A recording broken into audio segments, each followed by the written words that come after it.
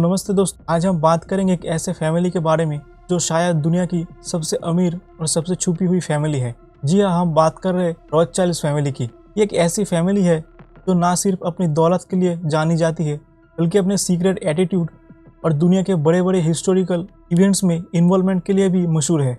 ये फैमिली इतनी पावरफुल है कि कहते हैं अगर ये एक झटके में वर्ल्ड बैंक को खरीद सकता है। लेकिन कमाल की बात यह है कि इनकी इतनी दौलत और पावर के बावजूद शायद ही आपने इनके किसी मेंबर के बारे में सुना होगा। तो आइए इस वीडियो में हम जानेंगे कि कैसे एक छोटी सी जूइश फैमिली ने दुनिया की इकोनॉमिक पॉलिटिकल सीन्स पर अपने राज स्थापित किए। तो ये कहानी शुरू होती है एक जूइश फैमिली से, जब फ्रैंकफर्ट जर्मनी में मेयर एम्स्टेल रॉथस्चाइल्ड का जन्म हुआ। उस टाइम यूरोप में जूइश लोगों के साथ बहुत ही भेदभाव होता था। उन्हें ये माना जाता था कि जो क्रिश्चियनिटी नहीं मानते वो समाज के लिए खतरा है। इस वजह से जूइश लोगों को एक छोटी सी गंदी गली जुडन गैसेस में रहने के लिए मजबूर किया गया था। ये जुडन गैसेस बेसिकली एक गेटो थी जूइश लोगों की। मेयर के परिवार के 30 लोग इस छोटी सी गली के एक 11 फुट छोटे से घर में रहते थे। मेयर के पिता एम्स्टेल मोसेस रॉथस्चाइल्ड गुड्स ट्रेडिंग और करेंसी एक्सचेंज का छोटा सा बिजनेस करते थे और प्रिंस ऑफ हेसे के लिए कॉइन सप्लाई करते थे। लेकिन 1775 में स्मॉल पॉक्स की वजह से मेयर के पिता का देहांत हो गया और एक साल बाद उनकी माँ भी चल बसी। उन्हें अपनी पढ़ाई छोड़नी पड़ी और वो अपने रिश्तेदारों के पास रहने लगे। कुछ समय बाद उन्हें हैनोवर भेज दिया गया, जहाँ उन्होंने सीमन वुल्फ ओपेनहाइमर के बैंकिंग हाउस में काम शुरू किया। यहाँ मेयर ने फॉरेन ट्रेड, फाइनेंस और रेयर कॉइन्स के बारे में सीखा।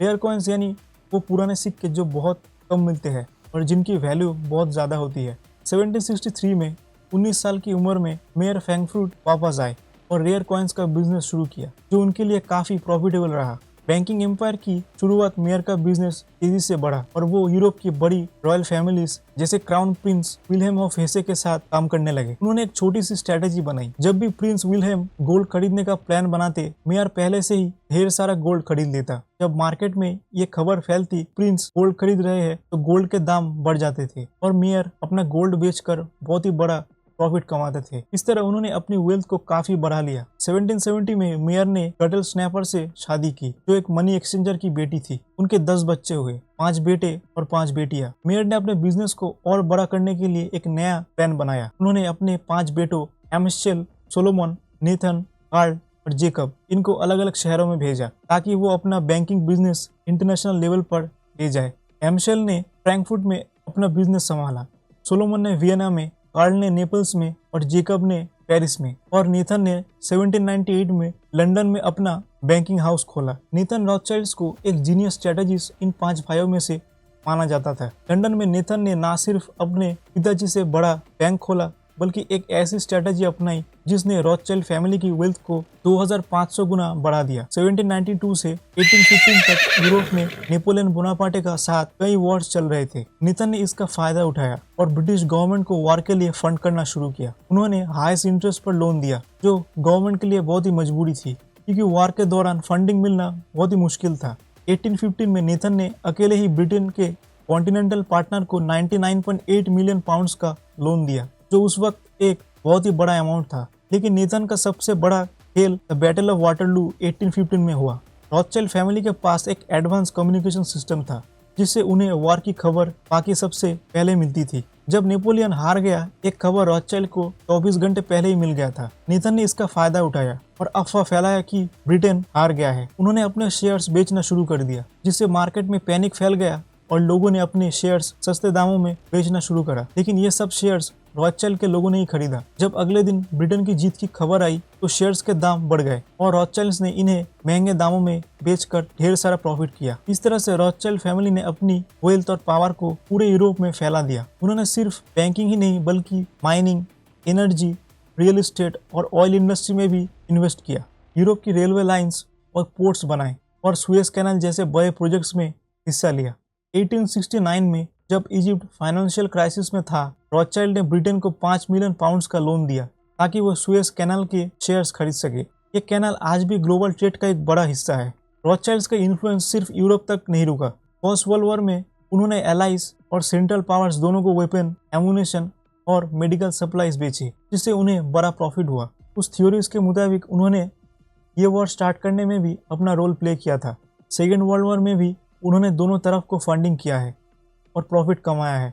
कहते हैं कि पर्ल हार्बर अटैक के लिए जापान की मदद करने में भी उनका हाथ था, जिससे अमेरिका वॉर में शामिल हुआ। तो दोस्तों नेक्स्ट आ जाते हैं कि रॉथस्चाइल्ड फैमिलीज हमेशा कंट्रोवर्सी में रहते हैं। कहते हैं कि उन्होंने दुनिया भर के स्टॉक मार्केट को मैनिपुलेट किया और फाइनेंशियल क्राइसिस क्रिएट किया ताकि वो प्रॉफिट कमा सके।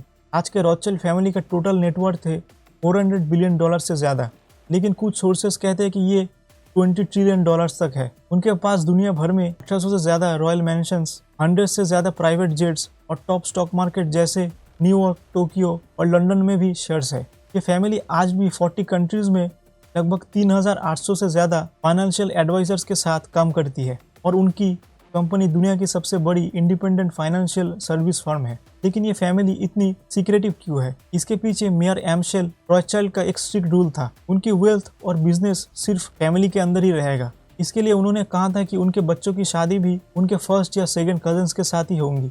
1824 से 1877 तक उनकी फैमिली में लगभग 36 शादियां हुई है, जिसमें 30 फैमिली के अंदर ही थी। इसी वजह से उनकी वेल्थ और पावर एक ही फैमिली में सीमित है। आज रॉथस्चाइल्ड फैमिली की 7वीं पीढ़ी बिजनेस संभाल रही है। जेकब रॉथस्चाइल्ड जो इंग्लैंड ब्रांच के हेड थे, उनकी डेथ 26 फरवरी 2024 को हुई और अब उनके बेटे नेथन रॉथस्चाइल्ड फैमिली हेड है। आज इस फैमिली में लगभग 100 से ज़्यादा मेंबर्स है और जब वेल्थ इतने लोगों में बांट दी जाती है तो इंडिविजुअल नेटवर्थ काफ़ी कम हो जाती है। दोस्तों रॉथस्चाइल्ड फैमिली एक ऐसी फैमिली है जो लगभग 200 साल से ज्यादा समय से दुनिया का इकोनॉमिक और पॉलिटिकल सीन को इनडायरेक्टली कंट्रोल करती आ रही है। उन्होंने बैंकिंग सिस्टम को नई दिशा दी और इंडस्ट्रियल रेवोल्यूशन में बड़ा रोल प्ले किया और वॉर से लेकर ग्लोबल ट्रेड तक हर जगह लेकिन अपनी सीक्रेसी और स्ट्रेटेजिक प्लानिंग की वजह से ये आज भी एक मिस्ट्री बनी हुई है। क्या आपको ऐसी किसी और सीक्रेटिव फैमिली के बारे में पता है?